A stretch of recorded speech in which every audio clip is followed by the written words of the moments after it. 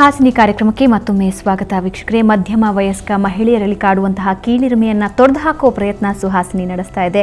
ಯಾಕೆ ಈ ರೀತಿಯ ಕೀಳಿರಿಮೆ ಉಂಟಾಗುತ್ತೆ, ಅದರಿಂದ ಹೇಗೆ ಹೊರಗೆ ಬರಬೇಕು ಅನ್ನೋದ್ರ ಬಗ್ಗೆ ನಾವು ಇಷ್ಟೊತ್ತು ಮಾತಾಡ್ತಾ ಇದ್ವಿ. ಇನ್ನಷ್ಟು ಮಾಹಿತಿಯನ್ನು ವೈದ್ಯರಿಂದ ಪಡೆಯೋಣ.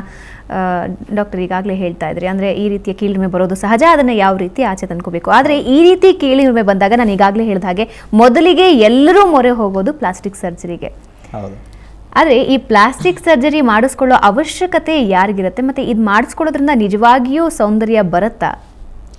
ಇವಾಗ ಪ್ಲಾಸ್ಟಿಕ್ ಸರ್ಜರಿ ನಾವು ಅಡ್ವೈಸ್ ಮಾಡೋದು ಒಂದು ನಿಜವಾದ ಒಂದು ಡಿಫಾರ್ಮಿಟಿ ಇದ್ದರೆ, ಈಗ ಫಾರ್ ಎಕ್ಸಾಂಪಲ್ ಎಷ್ಟೋ ಜನಕ್ಕೆ ಒಂದು ರೀತಿ ಇರ್ತಾರೆ, ಒಂದು ಆಕ್ಸಿಡೆಂಟ್ ಆಗುತ್ತೆ, ಮುಖ ಎಲ್ಲ ಪೂರ್ತಿ ಒಡೆದು ಹೋಗುತ್ತೆ. ಮೊನ್ನೆ ಯಾರೋ ಬಂದಿದ್ರು, ಮುಖದ ಮೇಲೆ 24 ಫ್ರ್ಯಾಕ್ಚರ್ ಆಗಿತ್ತು ಬರೀ ಮುಖದಲ್ಲಿ. ಸೊ ಹೀಗಿರುವಾಗ ಅದು ಮುಖನ ಮೇಜರಾಗಿ ಒಂದು ರೀಕನ್ಸ್ಟ್ರಕ್ಟ್ ಮಾಡಬೇಕಾಗತ್ತೆ. ಅಂಥವ್ರಿಗೆ ಡೆಫಿನೆಟ್ಲಿ ಪ್ಲಾಸ್ಟಿಕ್ ಸರ್ಜರಿ ಬೇಕೇ ಬೇಕಾಗುತ್ತೆ. ಬಾಕಿ ಒಂದು ಬರ್ನ್ಸ್ ಆಗುತ್ತೆ, ಮತ್ತೊಂದಾಗುತ್ತೆ, ಅಂಥವ್ರಿಗೆ ಸ್ಕಿನ್ ಗ್ರಾಫ್ಟಿಂಗು ಅಂಥದ್ದು ಬೇಕಾಗುತ್ತೆ, ಪ್ಲಾಸ್ಟಿಕ್ ಸರ್ಜರಿ ಬೇಕು. ಇನ್ನು ಕೆಲವೊಬ್ಬರಿಗೆ ಒಂಥರ ತೀರಾ ವಕ್ರವಾಗಿರುತ್ತೆ, ಒಂದು ಕಿವಿ ತುಂಬ ದೊಡ್ಡದಾಗಿರುತ್ತೆ, ಅಥವಾ ಒಂದು ಕಿವಿ ತುಂಬ ಚಿಕ್ಕದಾಗಿರುತ್ತೆ, ಅಥವಾ ಮೂಗು ತುಂಬ ಸೊಟ್ಟ ಹೋಗಿರುತ್ತೆ. ಅಂಥವ್ರಿಗೆಲ್ಲ ನಾವು ರೀಕನ್ಸ್ಟ್ರಕ್ಷನ್ ಸರ್ಜರೀಸ್ ಅಂತ ಹೇಳ್ತೀವಿ. ಇನ್ನೂ ಒಂದು ರೀತಿಯಲ್ಲಿ ಹೇಳಬೇಕು ಅಂತಂದರೆ, ಒಬ್ಬೊಬ್ಬರಿಗೆ ಒಂದು ಎಕ್ಸ್ಟ್ರಾ ಬೆರಳಿರುತ್ತೆ, ಅದು ಆ್ಯಕ್ಚುಲಿ ಏನೂ ತೊಂದರೆ ಮಾಡಲ್ಲ, ಯಾರಿಗೂ ತೊಂದರೆ ಮಾಡಲ್ಲ. ಬಟ್ ಆದರೂ ಸಹ ಒಂದು ಬೇಡ ಎಕ್ಸ್ಟ್ರಾ ಬೆರಳಿರೋದು ಬೇಡ, ತೆಗಿಬೇಕು ಅಂತ ಹೇಳ್ತಾರೆ, ಅಂಥದಕ್ಕೆ ಮಾಡಿಸ್ಬೋದು. ಅದು ಬಿಟ್ಟು ಬಾಕಿ ಯಾವುದೇ ಥರದಲ್ಲಿ ಪ್ಲಾಸ್ಟಿಕ್ ಸರ್ಜರಿ ಬರೀ ಒಂದು ಈ ಬ್ಯೂಟಿ ಪರ್ಪಸಸ್ಗೆ ಅಂತ ಹೇಳಿ ಮಾಡಿಸೋದು. ಇನ್ಫ್ಯಾಕ್ಟ್ ನಾವು ಹೇಳೋದೇನು ಅಂತಂದರೆ, ಆ ಥರ ಎಲ್ಲ ಒಂದು ಪ್ಲಾಸ್ಟಿಕ್ ಸರ್ಜರಿ ಮಾಡಿಸುವ ಜನಕ್ಕೆ ಒಂದು ಸೈಕಲಾಜಿಕಲ್ ಎವ್ಯಾಲ್ಯೂಷನ್ ಆಗಬೇಕು ಅಂತ ಹೇಳ್ತೀವಿ. ಯಾಕೆಂದರೆ ಇತ್ತೀಚೆಗೆ ನಟ ನಟಿಯರಂತೂ ಪ್ರತಿದಿನ ಪ್ಲಾಸ್ಟಿಕ್ ಸರ್ಜರಿಗೆ ಮೊರೆ ಹೋಗೋದನ್ನು ಪ್ರತಿದಿನ ನಾವು ನೋಡ್ತಾನೆ ಇದ್ದೀವಿ. ಪ್ಲಾಸ್ಟಿಕ್ ಸರ್ಜರಿ ಅಷ್ಟರ ಮಟ್ಟಿಗೆ ಅವಶ್ಯಕತೆ ಇದೆಯಾ, ಮತ್ತು ಯಾವೆಲ್ಲ ಭಾಗಗಳಿಗೆ ಪ್ಲಾಸ್ಟಿಕ್ ಸರ್ಜರಿ ಮಾಡಿಸ್ಬೋದು ನಿಮ್ಮ ಪ್ರಕಾರ? ಅದು ನಮ್ಮ ಮೈಂಡಲ್ಲಿ ಒಂದು ಸ್ಟೀರಿಯೋಟೈಪ್ ಇರುತ್ತೆ, ಇದು ಹೀಗೆ ಇರಬೇಕು, ಜನಕ್ಕೆ ಈ ಥರ ನಾನು ಕಾಣಿಸೋದು ಇಷ್ಟ, ಅದಕ್ಕೋಸ್ಕರ ನಾನು ಈ ಥರ ಇರಬೇಕು ಅಂತ. ಸೊ ಹೀಗಿರುವಾಗ ನಮ್ಮ ಯೋಚನೆ ಹೇಗಿರುತ್ತೆ ಅನ್ನೋದ್ರ ಮೇಲೆ ಪ್ರತಿಯೊಂದು ಭಾಗಕ್ಕೂ ಪ್ಲಾಸ್ಟಿಕ್ ಸರ್ಜರಿ ಆ್ಯಕ್ಚುಲಿ ಮಾಡ್ತಾ ಇದ್ದಾರೆ, ಪ್ರತಿಯೊಂದು ಭಾಗಕ್ಕೂ. ಸೊ ಹಾಗಿರುವಾಗ ಅಷ್ಟು ಅವಶ್ಯಕತೆ ಇದೆಯಾ ಅಂತಾರೆ, ನನಗೆ ಅಷ್ಟು ಅವಶ್ಯಕತೆ ಕಾಣೋದಿಲ್ಲ.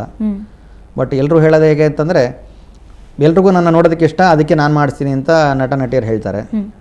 ಬಾಕಿಯವ್ರು ಹೇಳ್ತಾರೆ, ನಟ ನಟಿಯರೇ ಮಾಡಿಸಿದ್ರೆ ಅದಕ್ಕೆ ನಾವು ಮಾಡ್ತೀವಿ, ರೋಲ್ ಮಾಡಲ್ಸ್. ಸೊ ಅದು ಹಾಗೂ ಬರುತ್ತೆ ಹೀಗೂ ಬರುತ್ತೆ ಅಂತ.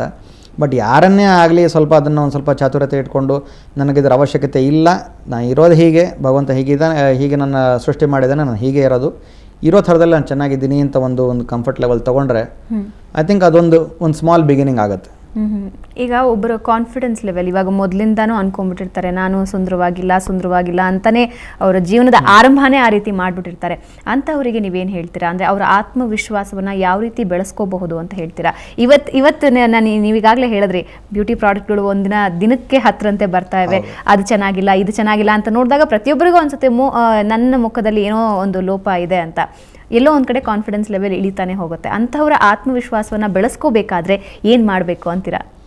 ಇದು 2 ಥರ ಬರುತ್ತೆ. ಇವಾಗಲೇ ಹೇಳಿದ್ರಿ, ಬ್ಯೂಟಿ ಪ್ರಾಡಕ್ಟ್ಸ್ ಆ ಥರ ಅಡ್ವರ್ಟೈಸ್ಮೆಂಟ್ ಮಾಡ್ತಾರೆ ಅಂತ. ಅವ್ರು ಅಡ್ವರ್ಟೈಸ್ಮೆಂಟ್ ಮಾಡೋದು ಹೇಗೆ ಅಂತ ಹೇಳಿದ್ರೆ, ನಿಮ್ಮ ಮುಖ ಸರಿ ಇಲ್ವಾ, ಹಾಗಾದ್ರೆ ಇದನ್ನು ಯೂಸ್ ಮಾಡಿ. ಅಲ್ಲ, ಅವಾಗ ಏನಾಗುತ್ತೆ ಅಂದರೆ ಚೆನ್ನಾಗಿರೋರು ನಾನು ಚೆನ್ನಾಗಿಲ್ಲ ಅಂತ ಅನ್ಸ್ಬಿಡುತ್ತೆ. ಹೌದು. ಆ ಥರ ಡೈರೆಕ್ಟ್ ಅಡ್ವರ್ಟೈಸಿಂಗ್ ಸ್ವಲ್ಪ ಕಡಿಮೆ ಮಾಡಬೇಕು. ದಟ್ ಅಡ್ವರ್ಟೈಸಿಂಗ್ ಟೋನ್ ಅಂತ ಏನು ಹೇಳ್ತೀವಿ, ಅದನ್ನು ಸ್ವಲ್ಪ ಮೆಲ್ಲೋ ಡೌನ್ ಮಾಡಬೇಕು. ಅದ್ರ ಜೊತೆಗೆ ನಾವೊಂದು ಅರ್ಥ ಮಾಡ್ಕೊಳ್ಬೇಕಾದ್ರೆ, ಭಗವಂತ ನಮಗೂ ಒಂದು ಬುದ್ಧಿ ಅಂತ ಕೊಟ್ಟಿದ್ದಾನೆ. ಅಡ್ವರ್ಟೈಸ್ಮೆಂಟ್ ಅಡ್ವರ್ಟೈಸ್ಮೆಂಟ್ ಮಾಡ್ತಾರೆ, ನಾವು ಎಲ್ಲದನ್ನೂ ಕೊಂಡ್ಕೊಳ್ತೀವ, ಎಲ್ಲದಕ್ಕೂ ಮೊರೆ ಹೋಗ್ತೀವ? ಇಲ್ಲ. ಇದಕ್ಕೆ ಯಾಕೆ ಮೊರೆ ಹೋಗ್ತಿದ್ದೀವಿ? ನಮ್ಮಲ್ಲಿ ನಮ್ಗೆ ಯಾಕೆ ಕೀಳರಿಮೆ ಇದೆ, ನಾನು ಇರೋದ್ರಲ್ಲಿ ನಾನು ಯಾಕೆ ಕಂಫರ್ಟಬಲ್ ಆಗಿ ಇಲ್ಲ, ಇದನ್ನು ಯೋಚನೆ ಮಾಡ್ಕೊಳ್ಬೇಕು. ಅದನ್ನು ಸ್ವಲ್ಪ ನಾವು ಕಡಿಮೆ ಮಾಡ್ಕೊಳ್ಬೇಕು, ನಮ್ಮ ಯೋಚನೆಗಳು. ನಾನು ಆಗಲೇ ಹೇಳಿದಂತೆಯೇ ಏನೇ ಯೋಚನೆಗಳು ಬರ್ಬೋದು, ಒಂದು ಮನುಷ್ಯ ಅಂತಂದಮೇಲೆ 108 ಯೋಚನೆಗಳು ಬಂದೇ ಬರುತ್ತೆ. ಯಾವ ಯೋಚನೆಗೆ ನಾವು ಪ್ರಾಮುಖ್ಯತೆ ಕೊಡ್ತೀವಿ ಅನ್ನೋದು ಇಂಪಾರ್ಟೆಂಟು. ಆ ಥರ ನಮಗೆ ಕಾಡ್ತಾ ಇರೋವಂಥ ಯೋಚನೆಗಳಿಗೆ ಸ್ವಲ್ಪ ಪ್ರಾಮುಖ್ಯತೆ ಕಡಿಮೆ ಕೊಡೋದು, ಅದರಲ್ಲಿ ಸ್ವಲ್ಪ ನಮ್ಮ ಒತ್ತಡ ಕಡಿಮೆ ಆಗುತ್ತೆ. ನಂತರ ಅದಕ್ಕೆ ಇನ್ನೂ ಕಾಡ್ತಾ ಇತ್ತು ಅಂತಾರೆ, ಮುಂಚಿತವಾಗೇನೆ ಈ ಥರ ಒಂದು ಪ್ರಾಡಕ್ಟ್ಸ್ಗೆ ಮೊರೆ ಹೋಗೋಕ್ಕಿಂತ ಮುಂಚೆಯಿಂದ ಕಾಡ್ತಾ ಇದ್ದರೆ, ಯಾಕೆ ಯಾರೇ ಒಂದು ಮನೋರೋಗ ತಗೊಂಡು ಮೀಟ್ ಮಾಡಬಾರ್ದು? ಈ ಥರ ನಂಗೆ ಮುಂಚೆಯಿಂದನೂ ಈ ಥರ ತೊಂದರೆ ಆಗ್ತಿದೆ, ಏನು ಮಾಡೋದು? ಅದು ಡಿಪ್ರೆಷನ್ ಇರಬಹುದು. ಮುಂಚೆಯಿಂದನೂ ನಾನು ಚೆನ್ನಾಗಿಲ್ಲ, ನಾನು ಬಾಕಿಯವ್ರ ಥರ ಇಲ್ಲ, ಒಂದು ಕೀಳರಿಮೆ ಬರುತ್ತೆ, ಬಾಕಿಯವ್ರ ಥರ ಇಲ್ಲ, ನಾನು ಎಲ್ಲ ಅವಾಯ್ಡ್ ಮಾಡಬೇಕು, ಬಾಕಿಯವ್ರ ಹತ್ರ ಮಾತಾಡೋಕ್ಕಾಗಲ್ಲ, ನಾನು ಜಾಸ್ತಿ ಊಟ ಮಾಡಬಾರ್ದು, ಹೀಗಿರಬೇಕು, ನಾನು ಸ್ಲಿಮ್ ಆಗಿರಬೇಕು. ಇವೆಲ್ಲ ಇರೋದ್ರಿಂದ ಯಾವುದೇ ಒಂದು ಸೈಕಲಾಜಿಕಲ್ ಎವ್ಯಾಲ್ಯೂಷನಿಂದ ಅವ್ರಿಗೇನಾದ್ರು ತೊಂದರೆ ಇದೆಯಾ, ಹ್ಯಾಂಡಲ್ ಮಾಡಬೇಕಾ ಅಂತ ಗೊತ್ತಾಗುತ್ತೆ. ಇದಾದ ನಂತರ ಅದಕ್ಕೆ ಏನಾದ್ರು ಒಂದು ಟ್ರೀಟ್ಮೆಂಟ್ ಬೇಕಾದರೆ ಕೌನ್ಸಿಲಿಂಗ್ ಆಗಲಿ ಟ್ರೀಟ್ಮೆಂಟ್ ಆಗಲಿ ಮಾಡಿಸ್ಬೋದು. ನಾನು ಹೇಳ್ದಂಗೆ ತೀರಾ ಅವಶ್ಯಕವಾದ ನಿಜವಾದ ಒಂದು ಡಿಫಾರ್ಮಿಟಿ ಇದ್ದರೆ ಡೆಫಿನೆಟ್ಲಿ ಪ್ಲಾಸ್ಟಿಕ್ ಸರ್ಜರಿ ಮಾಡಿಸ್ಬೋದು. ಅದನ್ನು ಮಿಸ್ಯೂಸ್ ಮಾಡ್ಕೊಳ್ಬಾರ್ದು. ಓಕೆ, ಇವಾಗ ಹೇಳಿದ್ರಿ ಯಾವ ರೀತಿ ಅದರಿಂದ ಆಚೆ ಬರಬೇಕು. ಆದರೆ ಕುಟುಂಬದ ಪಾತ್ರ ಹೇಗಿರುತ್ತೆ? ಇಂತಹ ಕೀಳಿರಿಮೆ ಇರುವಂತಹ ಒಬ್ಬ ವ್ಯಕ್ತಿ ತನ್ನ ಕುಟುಂಬದಲ್ಲಿ ಒಬ್ಬ ಇದ್ದಾನೆ ಅಥವಾ ಇದ್ದಾಳೆ ಅಂದಾಗ ಆ ಕುಟುಂಬ ಅವರಿಗೆ ಯಾವ ರೀತಿ ಸಹಾಯ ಮಾಡಬೇಕು, ಯಾವ ರೀತಿ ಪ್ರೋತ್ಸಾಹ ಮಾಡಬೇಕು ಆ ಒಂದು ಕೀಳಿರಿಮೆಯಿಂದ ಆಚೆ ಬರಬೇಕಾದ್ರೆ?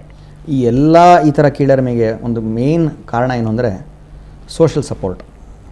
ನಮ್ಮ ಮನೆಯಲ್ಲಿ ನಮ್ಮ ಫ್ರೆಂಡ್ಸಲ್ಲಿ ಅವ್ರುಗಳೆಲ್ಲ ನಮ್ಮನ್ನ ಹೇಗೆ ನೋಡ್ಕೊಳ್ತಾರೆ ಅಂತ ಒಂದು, ಅವ್ರು ಹೇಗೆ ನೋಡ್ಕೊಳ್ತಾರೆ ಅಂತ ನಮಗನ್ಸುತ್ತೆ ಅಂತ ಒಂದು.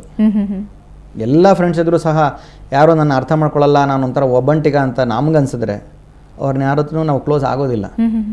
ಸೊ ಎಲ್ಲರೂ ಒಂಥರ ತುಂಬ ಸಪೋರ್ಟಿವ್ ಆಗಿದ್ದರೆ, ಇಲ್ಲ ನಾನು ನೀನು ಚೆನ್ನಾಗಿದೆ, ಇರೋ ಹಾಗೆ ನೀನು ಚೆನ್ನಾಗಿದೆ, ಸುಮ್ಮನೆ ಇರು, ಬಾಕಿ ನೀನು ಮಾಡ್ಕೊಳ್ಬೇಡ, we like you the way you are ಅನ್ನೋ ಒಂದು ಇಂಪ್ರೆಷನ್ ಮತ್ತೆ ಕೊಟ್ಟರೆ ಐ ಥಿಂಕ್ ಈ ಥರದಕ್ಕೆ ಅಷ್ಟೊಂದು ಕೀಳರಿಮೆ ಬರೋದಿಲ್ಲ, ಸುಮಾರು ಅದರಿಂದ ಪಾರಾಗ್ಬೋದು ಅಂತ ಅನ್ಸುತ್ತೆ. Most important supportive.